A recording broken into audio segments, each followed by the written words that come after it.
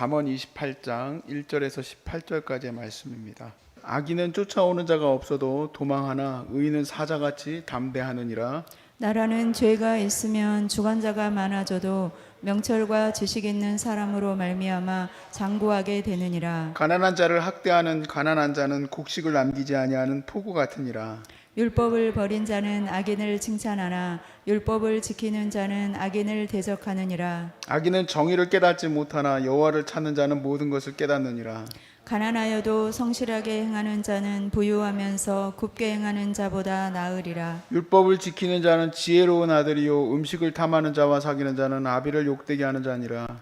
중한 별리로 자기 재산을 늘리는 것은 가난한 사람을 불쌍히 여기는 자를 위해 그 재산을 저축하는 것이니라. 사람이 길을 돌려 율법을 듣지 않으면 그의 기도도 가증하니라. 정직한 자를 악한 길로 유인하는 자는 스스로 자기 함정에 빠져도 성실한 자는 복을 받느니라.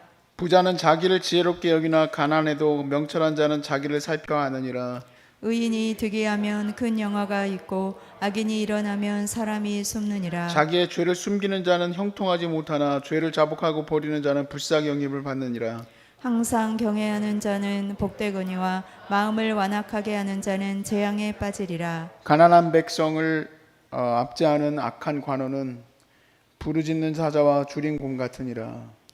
무지한 치리자는 포악을 크게 행하거니와 탐욕을 미워하는 자는 장수하리라. 사람의 피를 흘리는 자는 함정으로 달려갈 것이니 그를 막지 말지니라. 성실하게 행하는 자는 구원을 받을 것이나 굽은 길로 행하는 자는 곧 넘어지리라. 아멘. 우리가 살아가는 삶에는 어떤 하나의 방식이 있어야 합니다. 그것을 붙들고 자기의 원칙을 따라서 살아가야죠. 왜냐하면 삶에는 너무 많은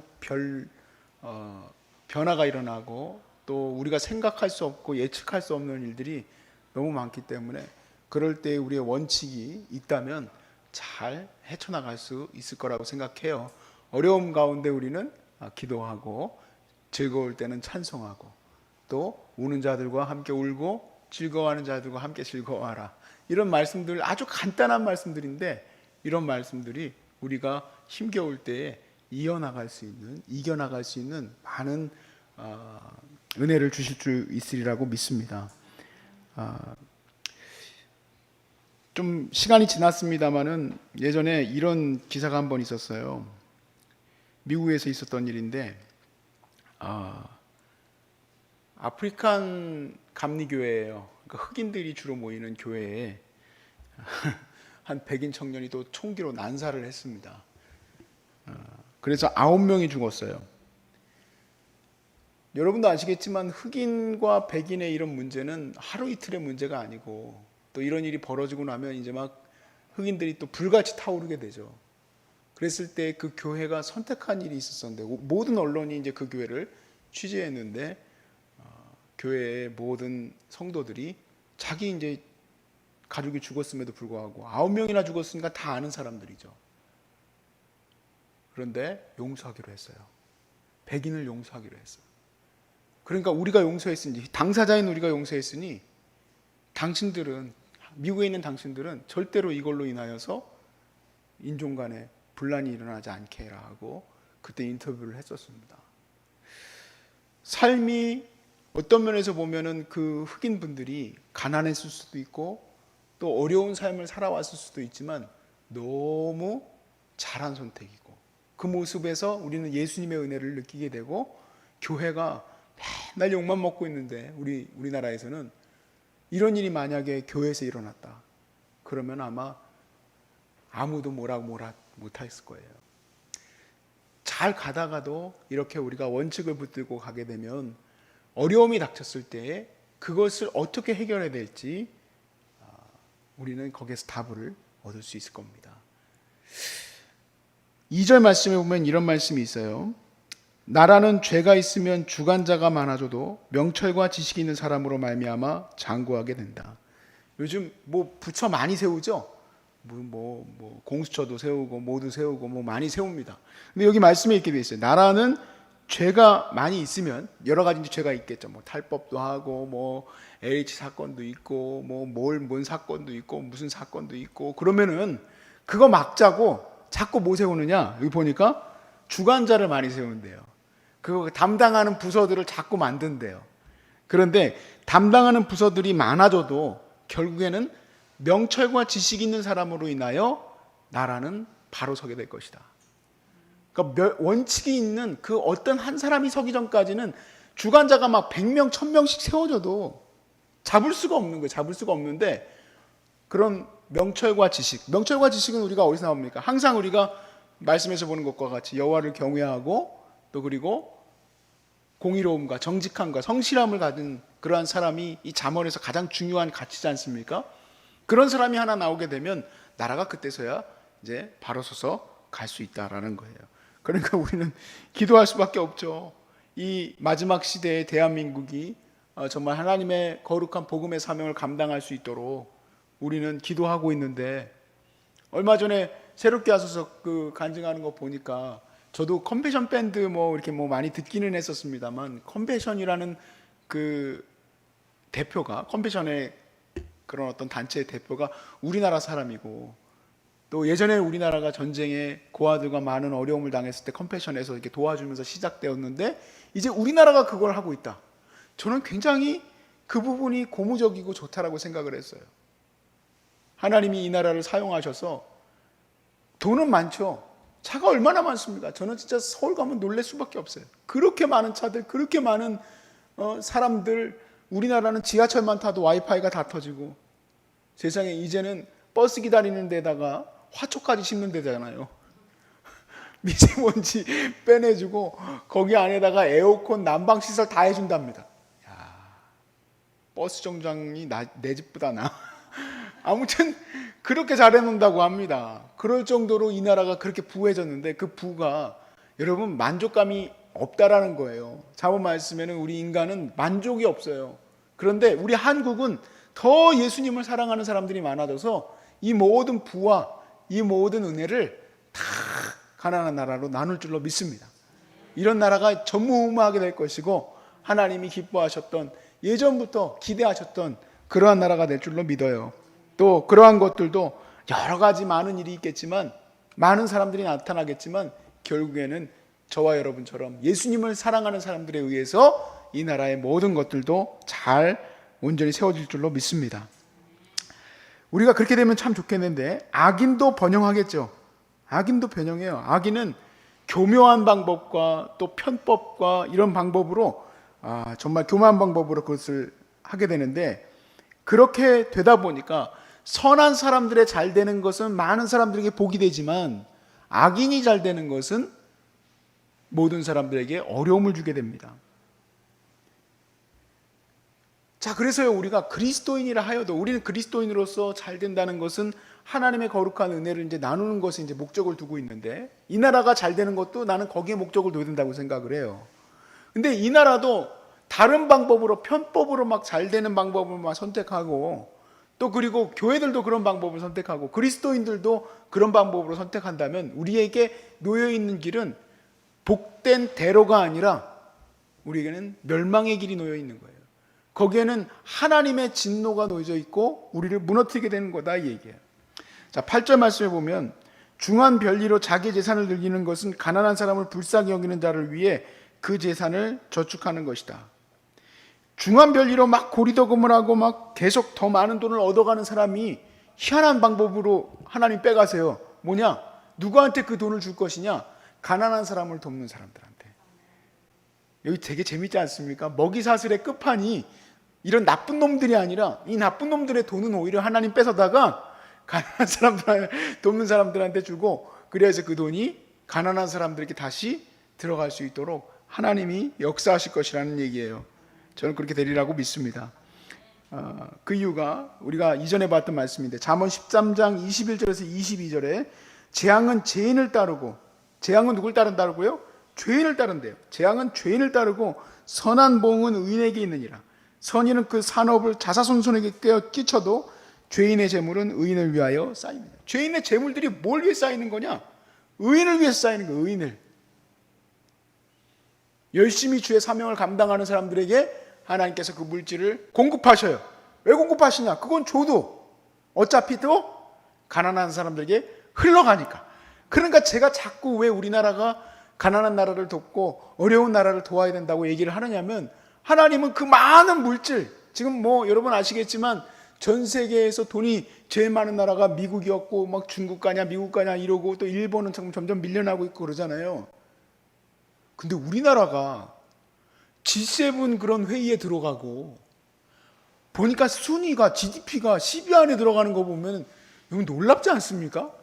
저는요 그거 보면서 그런 생각이 들었어요. 옛날에 별로 안 됐던 것 같은데 우리나라가 대만보다는 못 살고 심지어 태국보다도 GDP가 안 된다는 얘기를 언젠가 했었던 것 같았는데, 왜냐면 제가 태국에 선교를 갔는데 거기 전부 막 시골이고 막 논밭밖에 없고 그래서 선교사님 우리가 그래도 태국보단 잘 살죠 그랬더니 아니래, 우리나라가 태국보다 더 낫대요. 이상하다, 우리나라가 더 잘 살지 않나? 근데 지금은요 전 세계에서 우리나라가 너무 잘 산다고 약간 시기하는 나라들이 생겼어. 우리 옆에 있는 일본 같은 나라들 시기예요. 근데 저는요 이게 더 차고 나가는 방법은, 물론 이제 인간적으로 보면은 반도체도 뭐 더 만들고 자동차도 만들고 뭐 그래야 된다고 하지만, 근본적으로는 우리 이 한국의 교회가 정신을 차리고 하나님의 거룩한 사명을 감당해 나가면은 한 번 더 점프하게 될 줄로 믿어요. 여러분 이게 하나님의 원리예요. 하나님은 물질을 모아다가 갖다 주세요. 누구한테 주냐? 가난한 사람을 돕는 사람들한테. 솔직히 말해서 저희 이 한 주 동안의 사역을 할 때 돈이 많이 들어가죠. 뭐 전기세도 들어가고 또 식대도 들어가고 인건비도 들어가고 많이 들어갑니다. 그런데요 돈이 많이 들어감에도 불구하고요, 돈 많이 쓰는 부자들, 뭐 한 주에 뭐 1,000만 원, 2,000만 원씩 쓰는 부자들 있잖아요. 그분들에 비해서 우리가 덜 들어갑니다. 그분들은 자기가 원하는 대로 막 돈을 쓰는데 쓰지만, 여기는 하나님이 이렇게 모아다 주신 것을 통해서 많은 암 환자들이 도움을 얻고 있잖아요. 근데 여기에 들어오는 이 수익금들이 하나님의 은혜를 통하여서 그대로 통과가 돼가지고 우리 환우들에게 나눠지니까 여기는 계속해서 하나님이 부어주셨어. 지난 코로나 시간대에도 걱정을 조금 했지만 큰 지장 없이 하나님이 잘 가게 하셨어요. 우리 선생님 섬기고 있는 우리 소중한 사람들 의원도 이렇게 막 계속해서 꺼질 줄 알았더니 계속해서 올라가. 그런데 세계 밖에 있는 곳에 있는 곳들은 어떻습니까? 어려움이 많아요. 저는 더 확신을 했어요. 더 확신을 했어. 물질이라는 게 도대체 얼마나 허망한 건가? 이 허망한 것을 위해서 왜 저 악한 인간들은 코인에 투자하고 주식에 투자하고 그 돈 다 어디로 가버렸어요? 예? 우리나라 빚이 얼마나 많은지 나 상상을 못하겠어. 각 개인당의 그 빚이요 우리나라 1년 GDP보다 더 많아졌대요. 빚이. 그 많은 돈을 다 먼지처럼 날려버렸어요. 어디로 갔을까? 놀랍게도 하나님이 가난한 자를 돕는 곳에 사용하셨어. 안 그런 것 같죠? 이 말씀에 그렇게 써 있잖아요. 그러니까 저는 그렇게 믿어요. 그건 다 날아가서 어디론가 증발돼서 사라졌지만, 하나님은 하나님을 돕는 자들에게 이렇게 은혜를 계속 베풀고 계세요. 그러니까 쓸데없이 잘못된 방법으로 돈 모으려고 하는 사람들은 바보 같은 사람이에요. 하나님은 누구에게 또 복을 주시냐? 성실한 자에게 복을 주신다. 10절 말씀해 보세요. 정직한 자를 악한 길로 인하는 자는 스스로 자기 함정에 빠져도 성실한 자는 복을 받느니라. 18절에 성실하게 행하는 자는 구원을 받을 것이나 굽은 길로 행하는 자는 곧 넘어지리라. 성실한 사람, 하나님이 기뻐하시는 잠언의 가장 중요한 가치, 공의, 의로움, 성실함, 이것이 바로 하나님이 기뻐하시는 가치예요.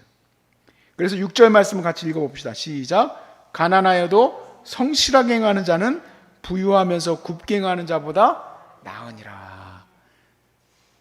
그분이 굽은 자이거나 또 잘못된 사람이라고 생각하지 않지만, 어제 제가 우리 황희를 학교에다가 학교에서 이제 데려오려고 할 때 어떤 까만 외제차가 탁 쓰더라고요. 그 앞에 불법 주차를 하시더라고. 그래가지고 이제 눈을 한번 더, 이 조그만 눈을 한번 더 쳐다봤어.